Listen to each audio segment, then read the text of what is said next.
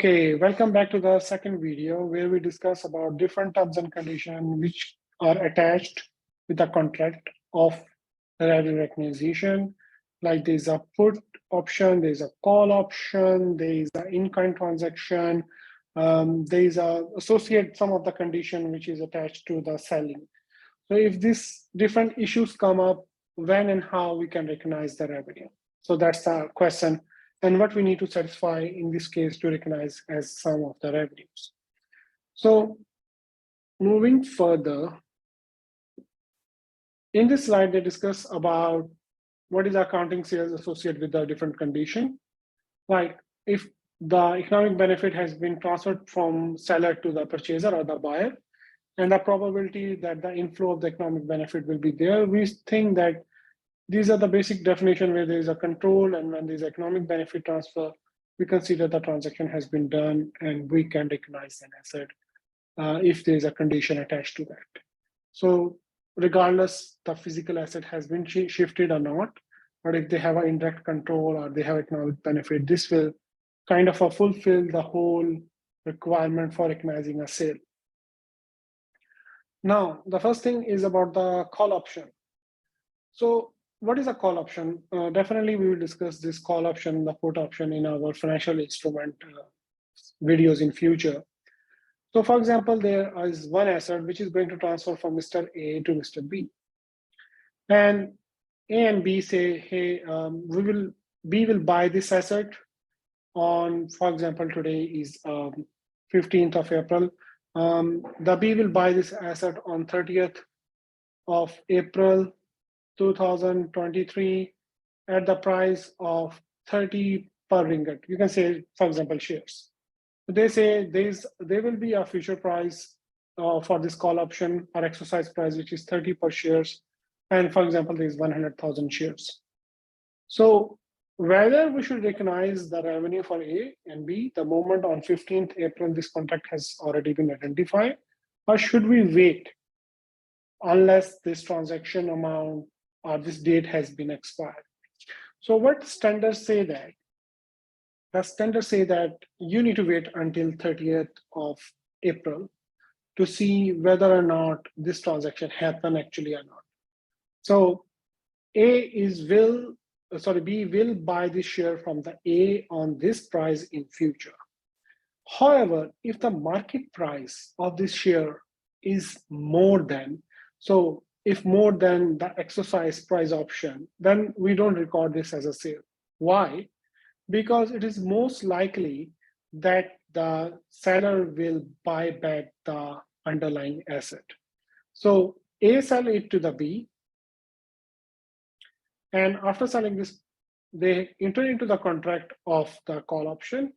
So if the market price increases, there will be no sale we can record for B, because actually there is no transfer from the asset, because it is most likely that the seller will buy back the shares or whatever the underlying asset they have given back. So actually there is no sale which happens. So whatever he sell him, he will buy back in future. So that's the problem. That's why we do not recognize that revenue if the market price is more than the option price. Whereas in the put option, it is reverse, it's opposite. So if A sells something to B, and there is a put option, means selling the option. So B has the selling option to sell these assets in future back to the A. So if the put price is more than the market price, so here the exercise price is more than the market price, then we also do not consider that as a sale. Why? Because it's more likely that the seller will buy back the underlying assets and sell it into the market on profit. So he has the right to sell it back. So once the sell back is done, so there is no transaction happen, because he give the asset and he take it back. The B sell it back to A. So there is no revenue recognition in this case. So these are the few small concepts, very, very small concept about the financial instrument. If you do not get this, don't worry. There are 2 different lectures based on the financial instrument, which we discuss later on in our slides. So according to the sales associated with the call and put option, we're going to wait that when the transaction involves some concurrent evidence that the financial instrument has been delivered, or they have taken the money, or the exercise amount has been, exercise date has been expired, then we can record that as a revenue.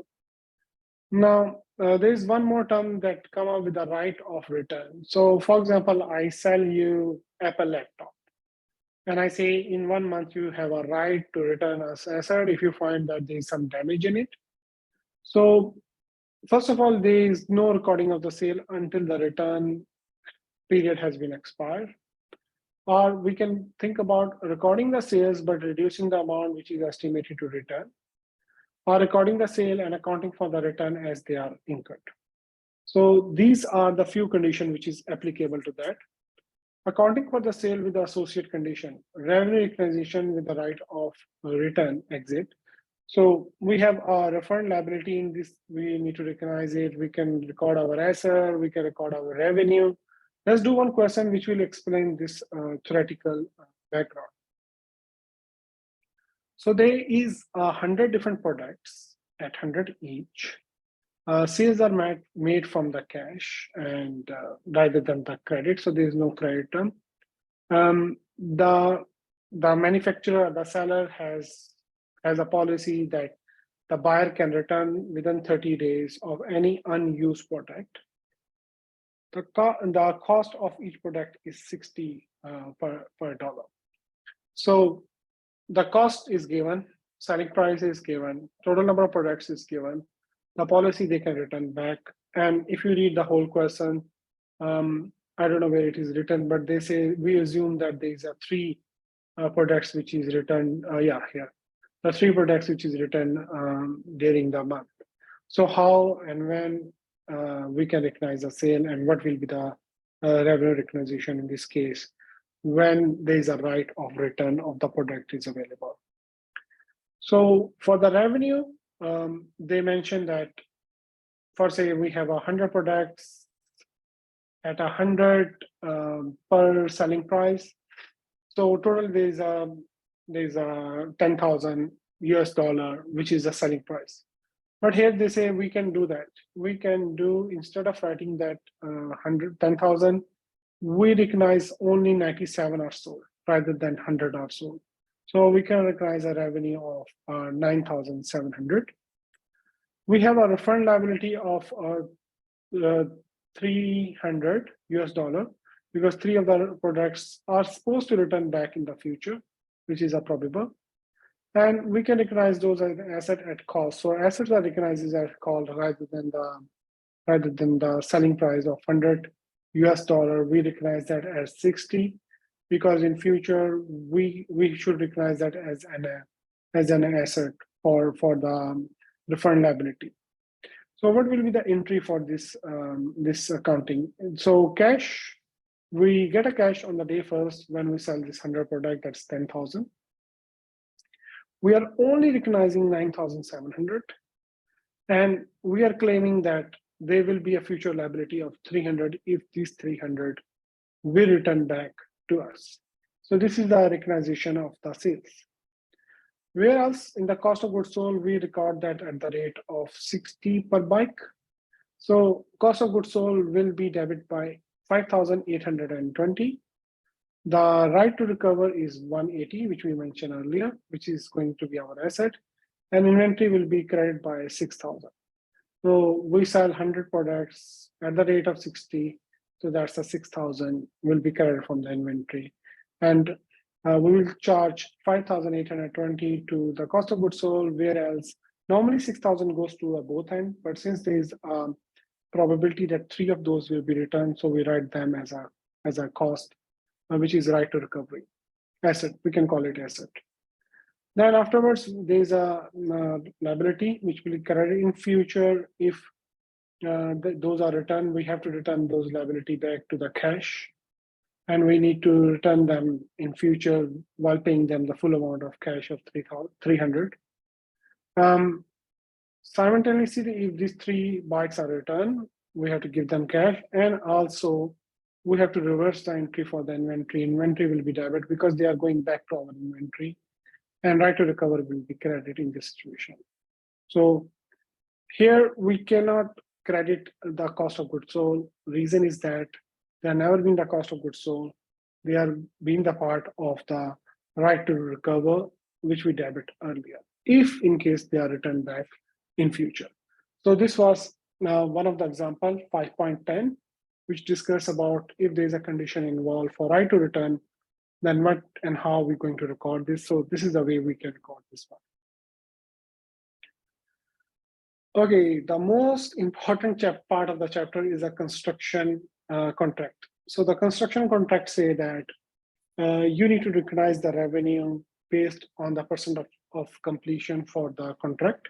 So for example, you're constructing a building and you put a stage by stage recognition. So once some certain stage is recognized, it will be, for example, the total cost of the project is 100. And so far you have incurred 20 on that. So we can say the percentage of completion is 20%. That's a cost method. Same goes with the revenue. If you make a contract that we will take, I don't know, 1,000 as a revenue for constructing this one. And so far you have received 3,000. So 30% will be considered as cost of completion, and that's a revenue method. So it's over the company what method they will use, whether they use the cost method or whether they use the revenue method to determine the percentage of completion. And the percentage of completion will be allocated to the revenue. So this is a very detailed questions. One of the question I will attempt that in the class. One of the question we do here. So remaining is just a theory about like what is the different method available, input and output methods, cost method, revenue method, how we're going to measure the performance obligation over the time. That will be the percentage of completion. So now we discuss about the percentage of completion cost method. And then we talk about the current period revenue. So I'm taking you directly to the question to enhance your understanding towards the percentage of completion. And there's a company who signed a contract on the 1st January 2013, agreeing that they will build a house or they will build a warehouse. The contract price is 20 million. Company estimate the construction cost would be as follows. So this is a 3-year contract ending on 2025. First year, they think the construction cost will be 5 million, 8 million, 3 million, total 16 million. The constructed provided by the ABC company provide a payment method. So what the company, they say, if this is the construction prices you have, the cost that will be incurred. So we are giving you payments like this. So this 20 million, which is agreed so far, will be given on the first year, 4 million, 10 million, and 6 million. So this is how we're going to make you a payment. Now the question arises, how the XYZ who signed the contract and building asset will record that in their books? This is the question. This is a very important question in terms of understanding the revenue recognition biggest issue, which is a construction contract. Because construction contract is not of 1 year, contract consists of 4 to 5 year minimum. So how are you going to recognize that cash which they are receiving every year? Should we recognize 4 million every year, or 10 million, or 6 million, or is there any other method which is given by IFRS 15? So this is very important to understand. Now, question, they try to allocate the revenue and the expenditure for the each year for 2013, 2024, 2025. For 2013, what they do, they take an expense. So if we go back and we see how much expenses are there. In the expense column, first year they are allocating 5 million, second year 8 million, third year 3 million, fourth, and the sum is 16 million. So they allocate 5, 13, and 16 divided by 16 to each of the expense method. And they have times by 16, which is the total cost. So individual allocation is times the total cost. So first year, it will be the 5 million. Second year, this file will be reduced from the total balance of the allocation, and remaining will go to the 8 million.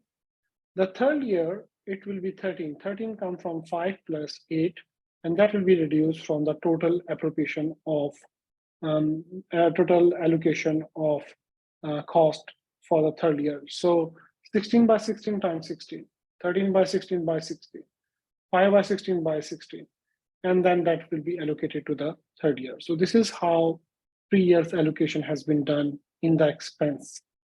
Whereas we talk about the revenue, in the revenue, the factor 5 by 16, 3 by 16, and 16 by 16 will be the same. Why it is same? Hey, why I'm not having the revenue allocation?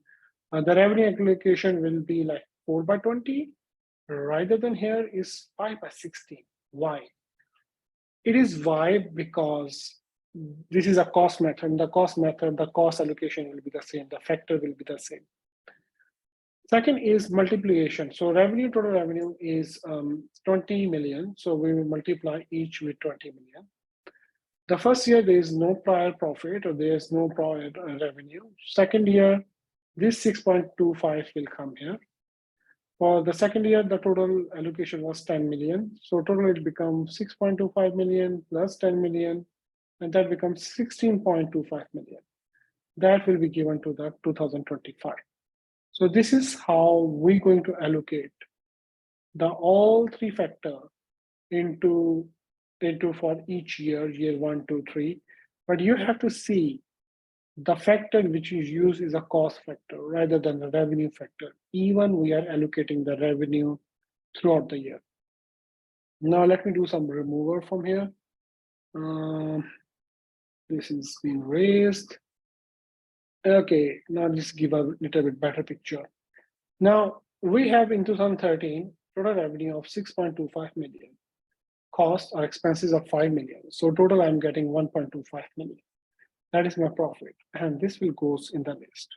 Second, we have 10 minus 8, 2, 3.75 minus 3, 0.5, and this will go along with this list of profit for each year. So we do the profit recognition for the each year using the percentage of completion.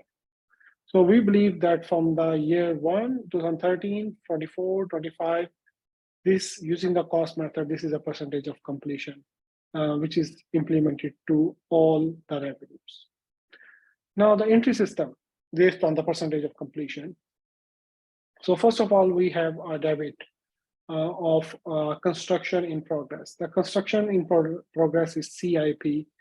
Is basically an asset that tracks the cost incurred during the construction of an asset, such as building and infrastructure that is not yet been completed.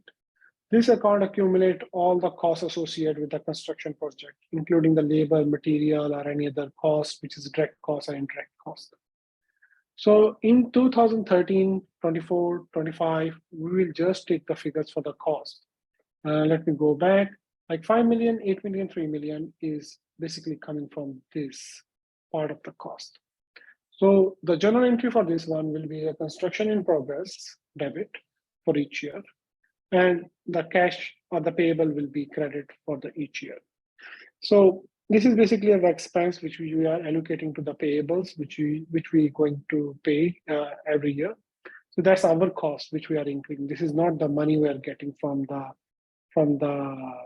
guy who wants to construct a warehouse. Second is to record the revenue for the each year, not the revenue, to just the bill the customer. So every year we are getting 4 million, 10 million, and 6 million from the customer, which we are putting to the receivables. We will receive, we are not receiving yet, and credit the construction in progress account by 4, 10, and 6 million. So first we debit it based on the cost, which we're going to incur other expenses. Second, we're going to credit the same amount by the money which we are going to get from each year for this contract. So if you do the contra entry, you are seeing that from each year, we are kind of a like one-time debit and one-time credit. We are kind of getting some profit from each year. And at the start, we have already done the allocation of the profit based on the percentage of completion. So we use that profit rather than the what we are looking from here, like 1 million here or 2 million here or some of other millions. So we are not going to record that straightforward. The profit will be depend on percentage of completion, which we done in the part A.